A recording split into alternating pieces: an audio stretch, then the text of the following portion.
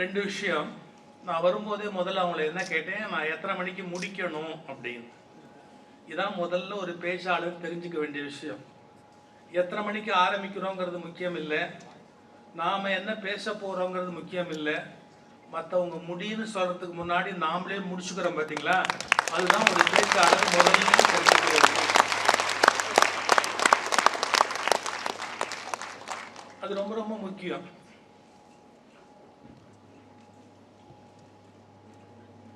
இந்த மைக்கு என் ஒய்ஃப் கொடுத்து விட்டாங்களோ,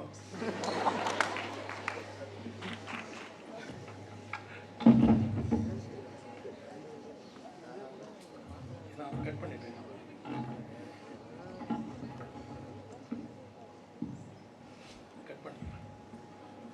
டைரக்டர் பேசுகிற போதெல்லாம் நல்லா தானே இருந்தது, அவங்களுக்காக மட்டுமே அது செட் பண்ணியிருக்காங்க போடுறாங்க. அவங்க இங்கே நினைவு பரிசு கொடுக்குற போதே பாருங்க, மதுரைக்கு மீனாட்சிங்கிறது கரெக்டு. அவங்க ஒரு முடிவு பண்ணிட்டாங்க, பெண் தான் இங்கே ஆட்சி அப்படிங்கிறத முடிவு பண்ணுறதுக்காக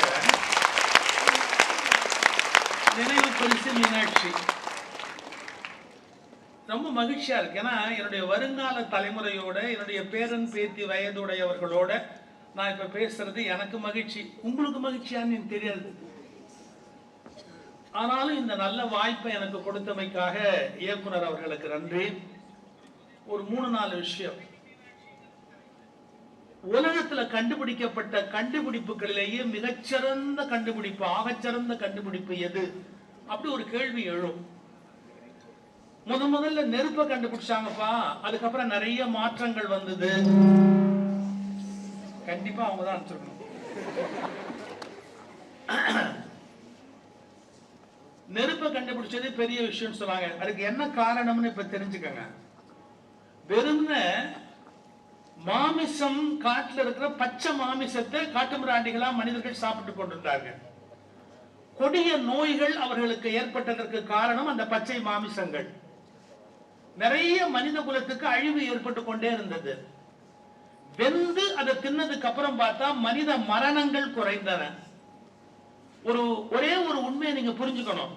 பச்சை மாமிசத்தை விட வேக வச்சு சாப்பிட்டா ஆரோக்கியமா இருக்கலாங்கிற உண்மையை இந்த உலகத்துக்கு தெரிவிக்கிறதுக்கு எவ்வளவு வருஷம் ஆச்சுன்னா, 4000-5000 ஆண்டுகளுக்கு பிறகுதான் ஒரு உண்மை உலகத்துக்கு கிடைக்குது. நீங்கள் இன்றைக்கு தெரிந்து வைத்திருக்கிற ஒவ்வொரு உண்மையும் ஒரு நொடியில் கிடைத்ததல்ல.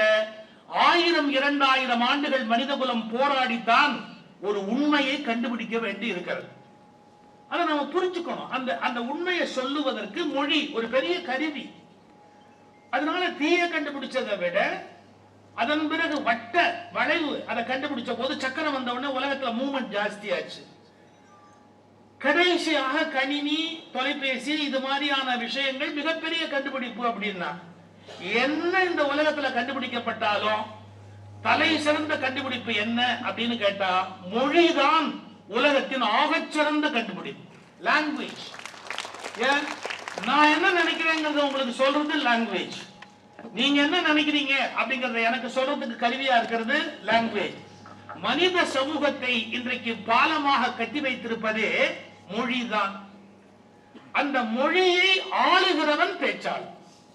ஒரு மொழியை எடுத்து கையில எடுத்து தான் என்ன நினைக்கிறானோ அதை மற்றவர்களுக்கு சொல்லி அவர்களை தன்வசப்படுத்தி யார் கையாளுகிறானோ அவன் பேச்சாளனாக பரிணமிக்கிறார்.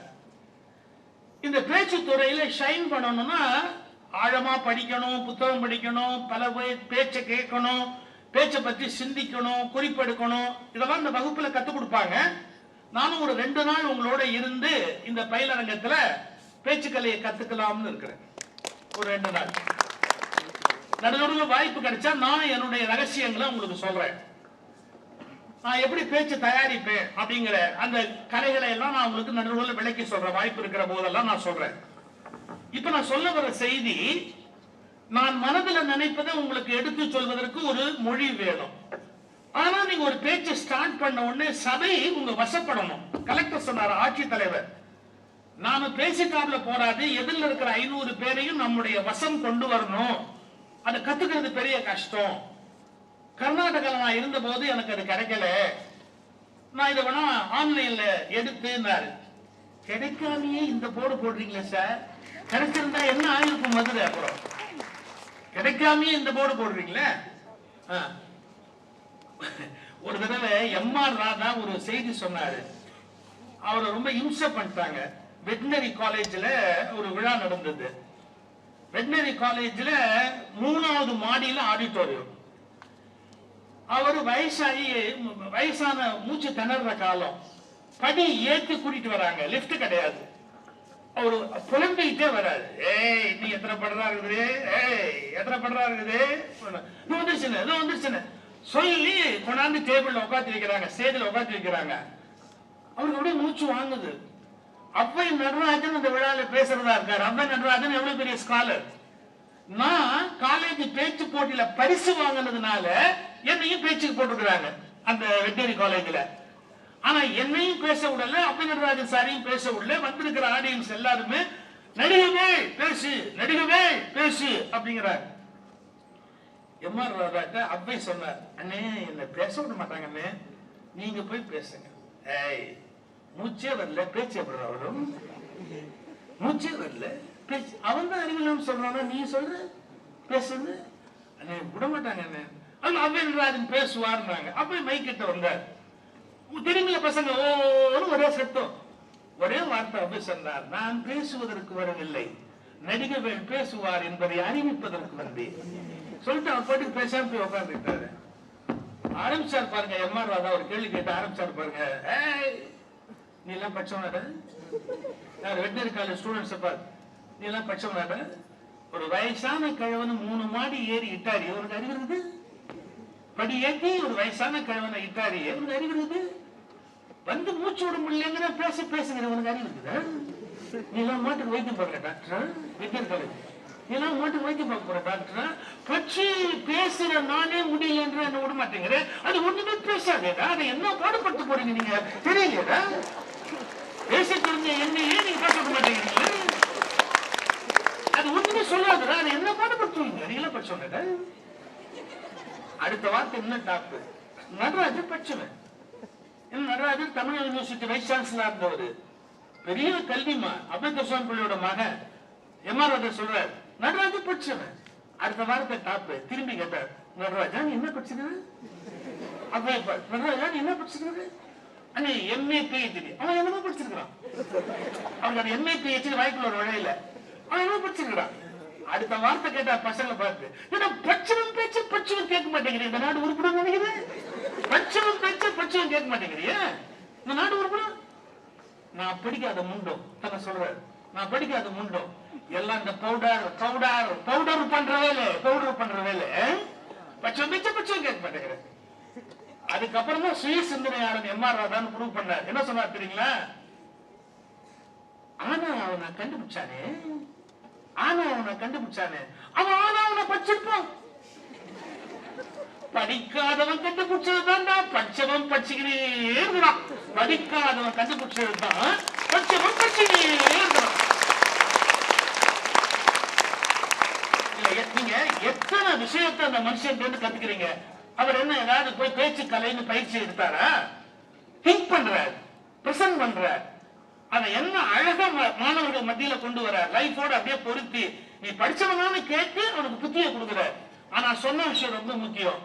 ஆனா ஆவனா படிக்காதவன் தான் ஆனா ஆவனா கண்டுபிடிச்சாங்க. கரெக்டா? எவ்வளவு எதுக்கு சொல்ற? கலெக்டர் படிக்காமே இந்த போர்டு போடுறாரு, படிச்சிருந்தா என்ன? இப்ப நீங்க எந்த விஷயத்தை கோரிலேட் பண்றதா இருந்தாலும் ஒரு நல்ல உவமையோட சொல்லணும், நல்ல உதாரணத்தோட சொல்லணும். அப்ப அவருக்கும் மறக்காது, உங்களுக்கும் மறக்காது. இத மனசுல வச்சுக்கிட்டு பேச்சு கலையை நீங்க கத்துக்கணும். நம்பர் 1. நம்பர் 2, நம்ம எந்த ஆடியன்ஸுக்கு பேசுறோம் அப்படிங்கிற ஒரு கிளாரிட்டி இருக்கணும். இப்ப பக்தி உடைய ஒரு பெரிய வயதான கூட்டம் உட்கார்ந்து இருக்கு அப்படின்னு சொன்னா, நான் பெருசா ரெவல்யூஷனரியா இருக்கணும்ன்றதுக்காக அவங்க பேசி கஷ்டப்படுத்தக்கூடாது. ஏதோ சாக போற காலத்துல அவங்க நிம்மதியா போய் சாகணும். அதை விட்டு நாம போட்டு இருக்கிறதெல்லாம் போட்டு அடிச்சு அவனை நாசம் பண்ணக்கூடாது. அவங்களும் ஏற்றுக்கொள்ளக்கூடிய அளவுக்கு அந்த உண்மையை எவ்வளவு அழகா சொல்லணுமோ அதுக்குரிய வார்த்தைகளை தேர்ந்தெடுக்கணும். பேச்சுக்கலையில ரொம்ப முக்கியமான விஷயம் என்னன்னா, நீங்க பேசுறதுக்கு முன்னாடி யாராவது பேசியிருந்தா அவங்க பேசுறதுல இருந்து பேச ஆரம்பிக்கணும். நாமளா ஒரு விஷயத்தை தொடங்கணும், ஆடியன்ஸோட கான்சென்ட்ரேஷனை எடுக்க முடியாது. இப்ப நான்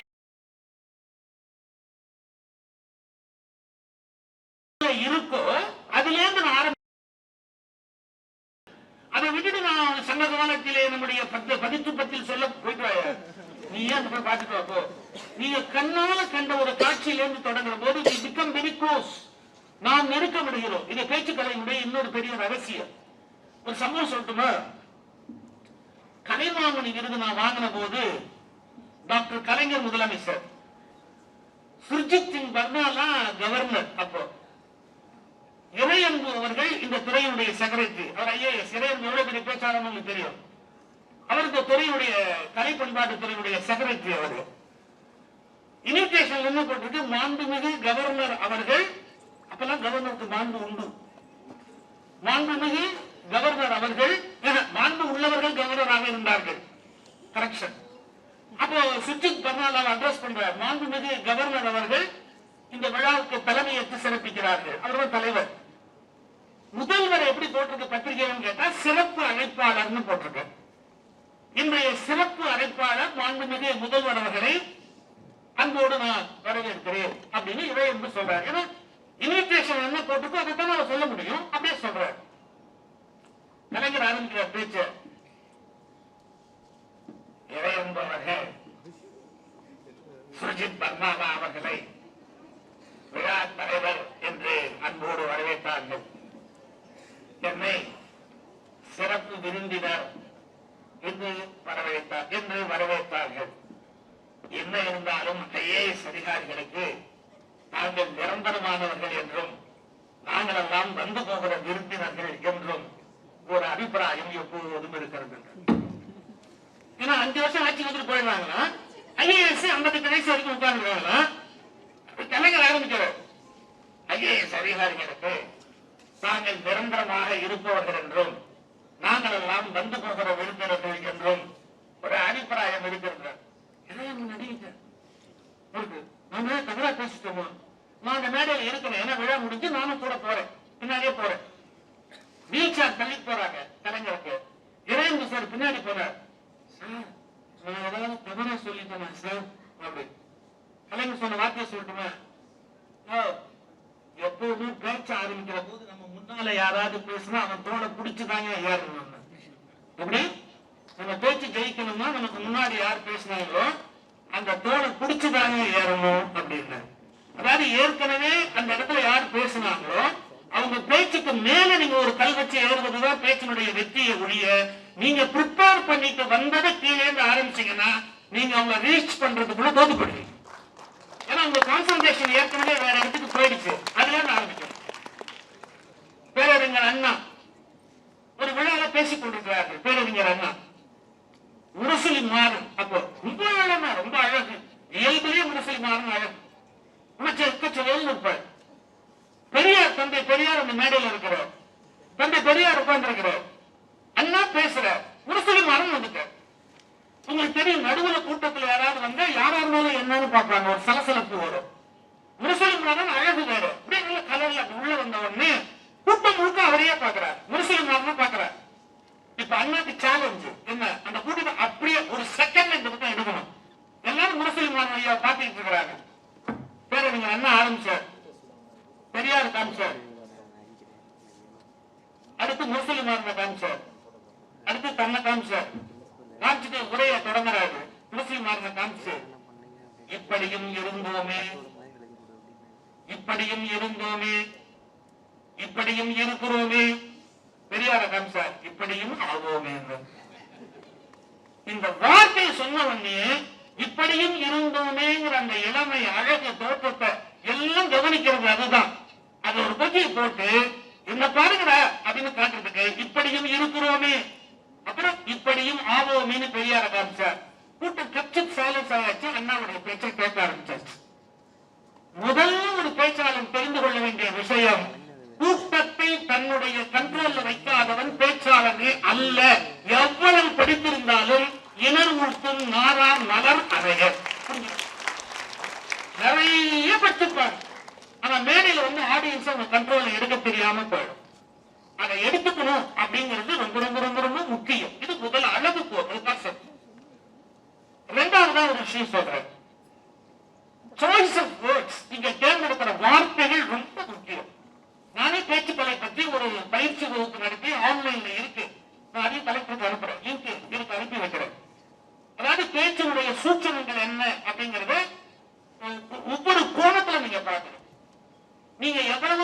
சரியான வார்த்தையை தேர்ந்தெடுத்தா கூட நல்லா புரிஞ்சுக்கோங்க, நான் எவ்வளவு கவனமா ஒரு வார்த்தையை தேர்ந்தெடுத்தா கூட அந்த வார்த்தை உங்களுக்கு எந்த அளவுக்கு அர்த்தமாகி இருக்கிறதோ அவ்வளவுதான் ரீச் ஆகும். இத இங்க பேச்சாளர்கள் லிஸ்ட் எல்லாம் காமிச்சாங்க. அதுல உலக பேச்சாளர்கள் ஓஷோவை காமிச்சிருக்கணும். எனக்கு தெரிந்து உலகத்தில் பேச முடியாத விஷயங்களை எல்லாம் பேசி காட்ட முடியும் என்று நிரூபித்த உற்பத்த சிந்தனையாளர் ஓஷோ. அதை தப்பா புரிஞ்சு வச்சிருக்கிறோம். அவர் மாதிரி சாய்ஸ் ஆஃப் வேர்ட்ஸ், வார்த்தையை தேர்ந்தெடுக்கிறார். ஒரு வார்த்தை ஆரம்பிக்கிறார், என்ன, I don't believe in believing. எப்படி? I don't believe in believing. இப்ப இன்டர்வியூ பண்ற ஓஷோ கேட்கிறார், are you a playboy or a spiritual guru? நீ என்ன ஆன்மீக குருவா விளையாட்டு? Are you a spiritual guru or playboy? ஓஷோட reply, I am a spiritual playboy. I am a spiritual playboy. என்ன ஷார்ப் ரிப்ளை ஓஷோவோட. எனக்கு தெரிஞ்சு சாய்ஸ் ஆஃப் வேர்ட்ஸ், எப்படிப்பட்ட வார்த்தையை எடுக்கணும் அப்படிங்கறத நீங்க ஆங்கிலத்தில் புரிந்து கொள்ள வேணும்னா ஓஷோவுடைய ஸ்பீச்சஸ் கேட்கணும். ஒரே ஒரு இடம் சொல்ற பாருங்க, இந்த 2 வார்த்தை பேச்சாளர் தெரிந்து கொள்ள வேண்டிய இடம். அவர் பேச்ச முடிக்கிற பேசிட்டு கடைசியா சொல்ற, சொற்கள் என்னுடையவை, அர்த்தங்கள் உங்களுடையவை. எவ்வளவு பெரிய கிளாஸ் தெரியுமா? சொற்கள் என்னுடையவை, அர்த்தங்கள் உங்களுடையது. என்னதான் நான் பாடுபட்டு நான் பேசினா கூட உங்களுக்கு அதை விளங்கிக் கொள்ளக்கூடிய கெப்பாசிட்டி இல்லை அப்படின்னு சொன்னா உங்களுடைய அப்படி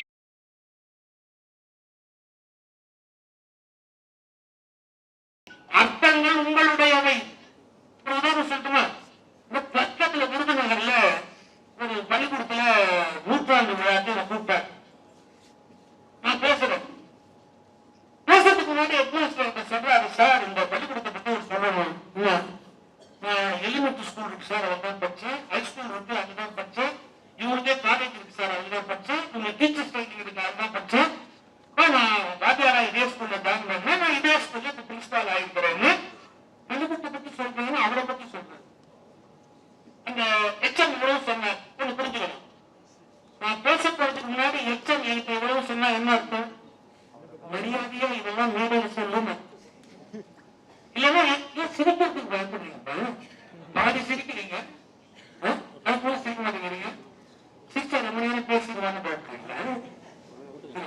சரியா கேட்கலையா? அவங்க வேணுமா ஒரு ஏற்பாடு பண்ணிருக்காங்க. பருவி பேச்சு மட்டும் கேட்கற மாதிரி ஏற்பாடு பண்ணிருக்காங்க. என்னப்பா சரி, அந்த பள்ளிக்கூடத்தில் சொல்றேன். அவர் பிரின்சிபால் சொல்றாரு, நான் இங்கே தான் படிச்சேன், ஹைஸ்கூல் படிச்சேன், காலேஜ் படிச்சேன், நான் டீச்சர் ஆகி பிரின்சிபால் ஆயிட்டேன் அப்படின்னு. என்கிட்ட சொன்னா என்ன அர்த்தம்னா, இதெல்லாம் மேடையில் சொல்லுன்னு அர்த்தம். அதுக்கப்புறம் என்கிட்ட சொல்றாங்கன்னு அர்த்தம். நான் உடனே என்ன பண்ணேன், மேடையில போய், மாணவர்களே, உங்களுடைய தலைமை ஆசிரியர் இதே பள்ளியில் சிறு வயதில் படித்தார், பிறகு உயர்நிலை படித்தார், பிறகு கல்லூரி படித்தார், பிறகு அவரே இதே டீச்சர் ட்ரைனிங் படிச்சு இங்கேயே ஆசிரியராகி பிரின்சிபால் இருக்கிறாருன்னு பெருமையா பேசுறேன். அப்போ ஒரு +2 பையன் அடுத்தவன் இப்படி ஒரு குத்து குத்துனான். நான் அவனை கேட்டேன், என்னடா சொல்றேன்? நான் சொன்னா இவன் கேட்க மாட்டேங்கிறான் சார். இந்த பள்ளிக்கூடத்துல படிச்சா வேற எங்கேயும் வேலை கிடைக்காது அப்படின்னு நான் சொல்றேன். இவன் கேட்க மாட்டேங்கிறான் சார். நான் அதுவா சொன்னேன். நீ ஒண்ணு புரிஞ்சுக்கிட்டியா? சொற்கள் என்னுடையவை, அர்த்தங்கள் அவர்களுடையவை. இந்த கிளாரிட்டி, நீ என்னதான் உயிரை கொடுத்து ஒரு விஷயத்தை தெளிவா சொன்னாலும் அர்த்தம் சௌரியமாக தான் பண்ண போறான். நான் ஒரு கல்யாண விழால பேசுறேன். அந்த வீட்டுல மாப்பிள்ளை எங்கிருந்தோ வந்திருக்கிறார், பொண்ணு ஏதோ ஒரு ஊர்ல இருந்து வந்திருக்கிறார். 2 பேருக்கும் கல்யாணம் இருக்கு. நான் சங்க இலக்கிய பாட்டை எடுத்து வச்சுட்டு பேசுறேன் மூச்சு விட்டு.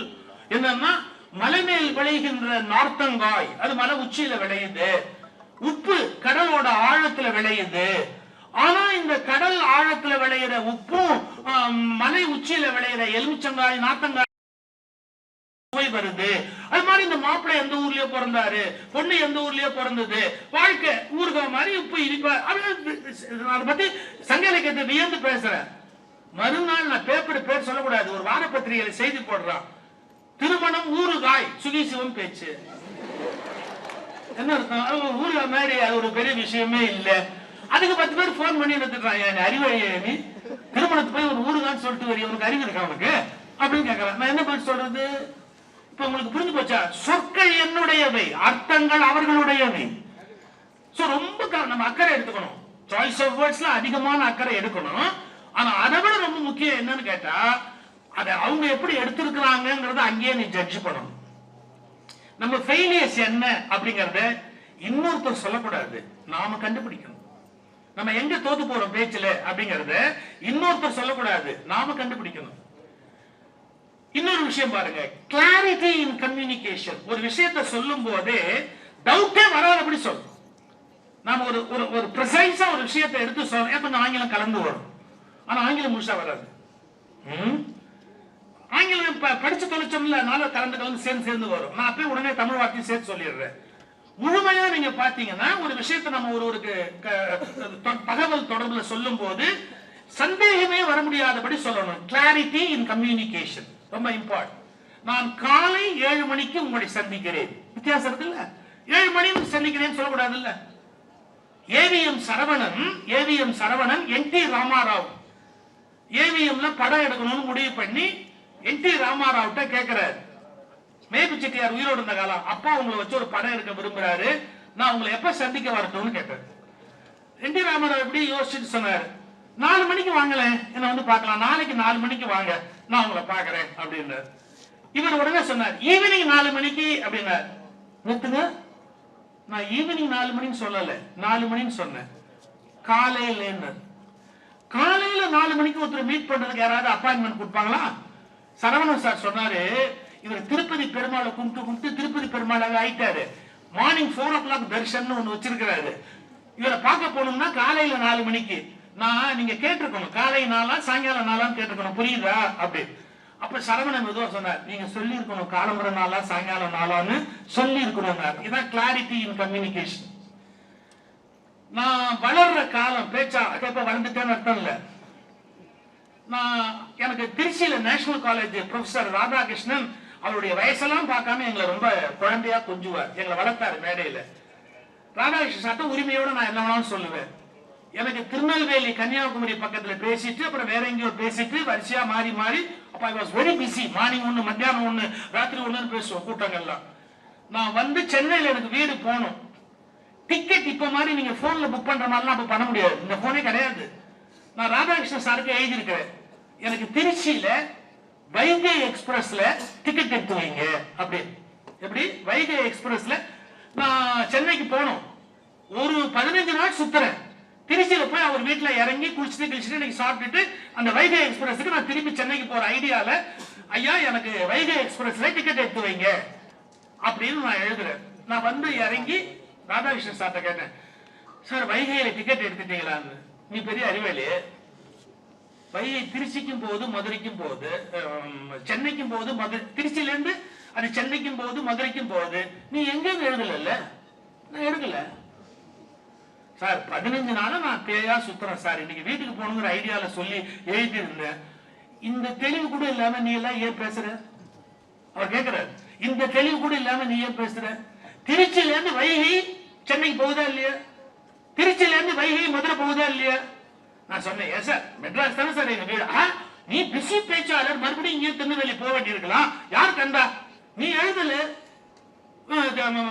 மதுரைக்குன்னு எழுதல, இல்லாட்டி சென்னைக்குன்னு எழுதல, நான் டிக்கெட் எடுக்கல சார். உங்களை நம்பி எனக்கு ரொம்ப கோபமா வருது சார். இது 2 டிக்கெட் எடுத்து போட்டார் சார். இது மதுரைக்கு போற டிக்கெட்டு, இது சென்னைக்கு போற டிக்கெட்டு, எது வேணுமோ வச்சுக்கோ, இன்னொன்னு கேன்சல் பண்ணார். யோசிச்சு பார்க்கணும். நான் திருச்சிக்கு இருக்கிற ஒருத்தருக்கு எனக்கு வைகையில எடுங்கன்னு மட்டும் எழுதுனா, there are 2 options. மதுரைக்கு போறதுக்கு வழி இருக்கு, சென்னைக்கு போறதுக்கு வழி இருக்கு. என் கம்யூனிகேஷன்ல கிளாரிட்டி இல்ல. ஆனா அவர் எப்படி சால்வ் பண்ணியிருந்தார்? 2 டிக்கெட் எடுத்து வச்சிருந்தார், 2 எது ஒண்ணு வச்சுக்கோ, எது வேண்டாமோ அதை கேன்சல் பண்ணு அப்படி.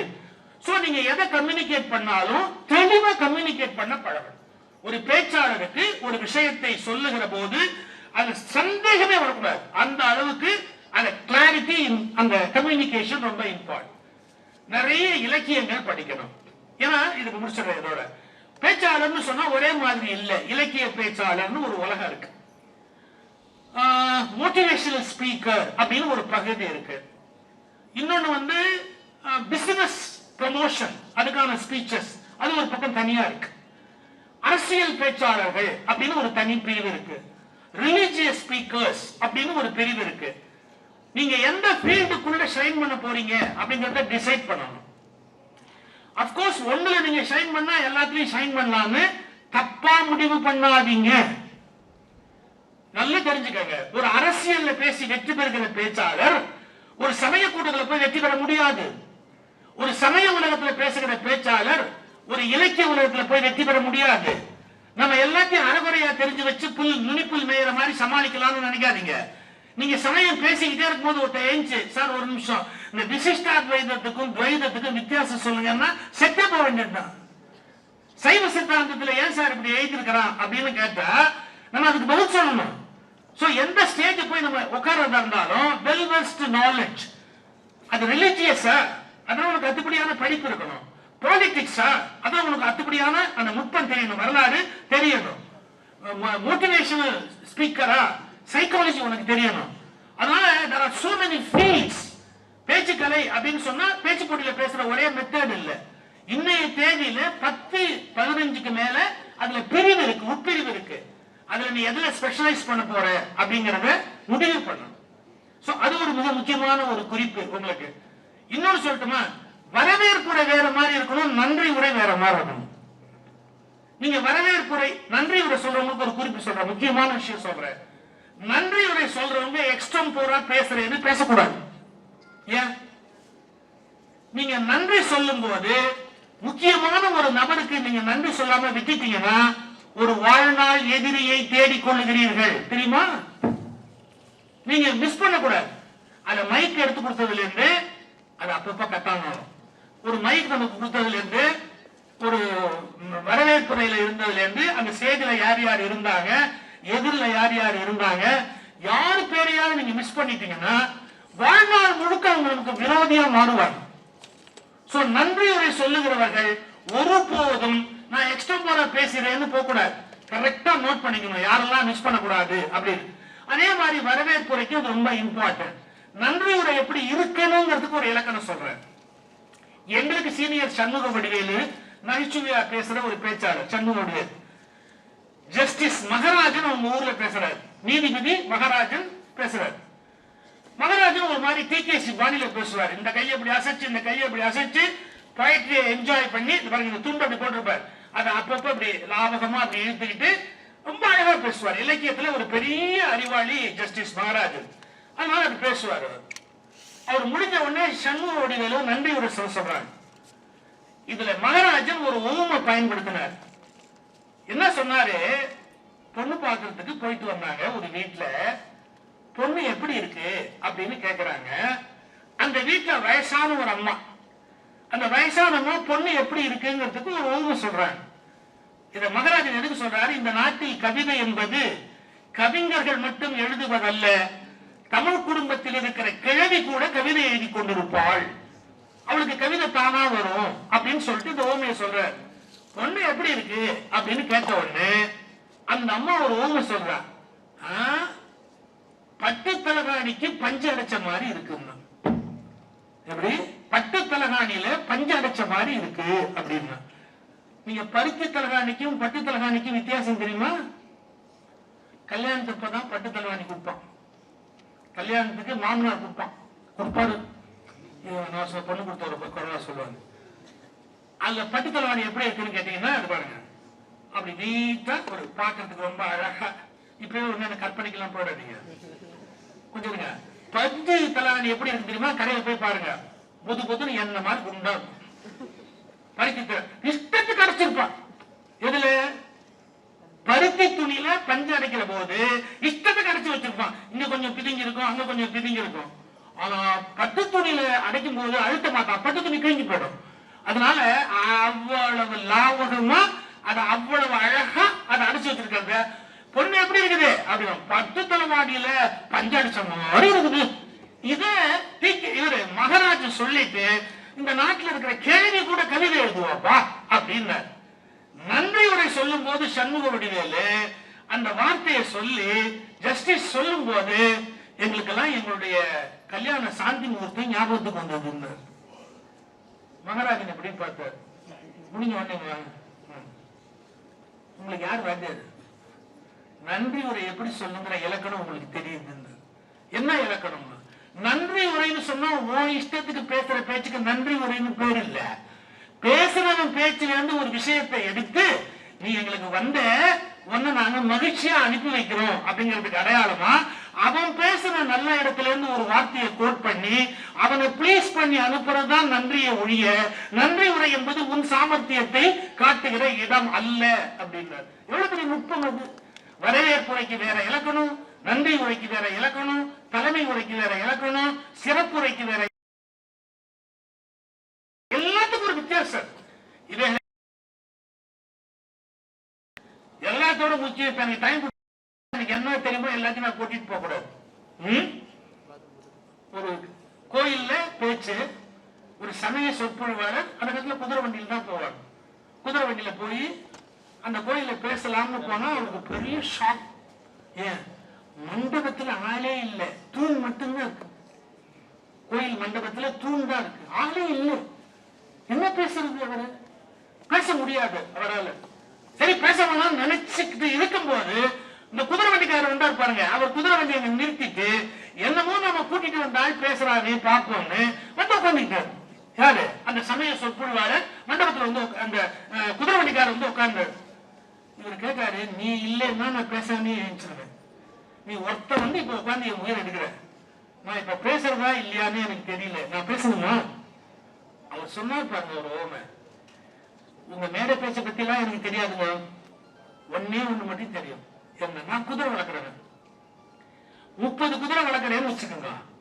30 குதிரைக்கு கொள்ளு கொண்டு போய் வைக்கணும், காலையில கொள்ளு எடுத்துட்டு போறேன்.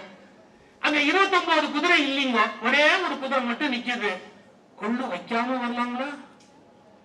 ஒரு குதிரை தான் இருக்குது, இதுக்கு மட்டும் என்ன கொள்ளு வைக்கிறது அப்படின்னு கொள்ளு வைக்காம வரலாங்களா? ஒரு குதிரை இருந்தாலும் நம்ம கொள்ளு வைக்கணுங்க. வராத 29 குதிரைக்கு கொள்ளு பற்றி கவலைப்படக்கூடாதுங்க, வந்த குதிரைக்கு கொள்ளு வைக்கணும்.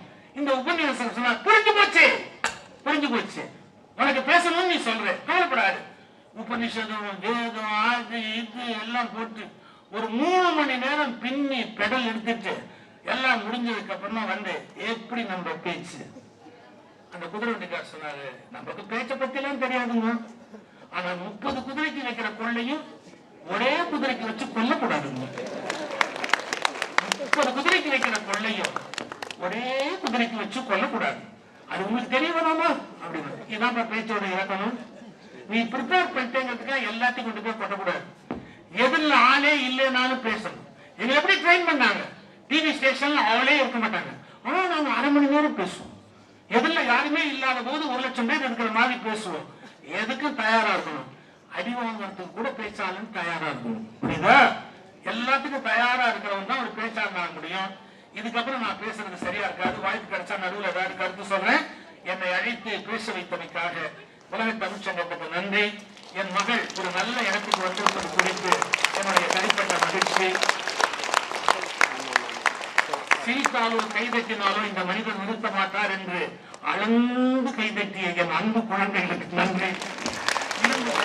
அத்துணை அமைச்சருடைய நேரம் எவ்வளவு பிஸி, கலெக்டருடைய நேரம் எவ்வளவு பிஸி, சட்டமன்ற உறுப்பினர் நேரம் எவ்வளவு பிஸி, இத்தனைக்கு மத்தியில இருந்து கேட்ட அவர்களுக்கு என் நன்றியை தெரிவித்து வளர்க வாழ்க என்று வாழ்த்தி விடைபெறுகிறேன்.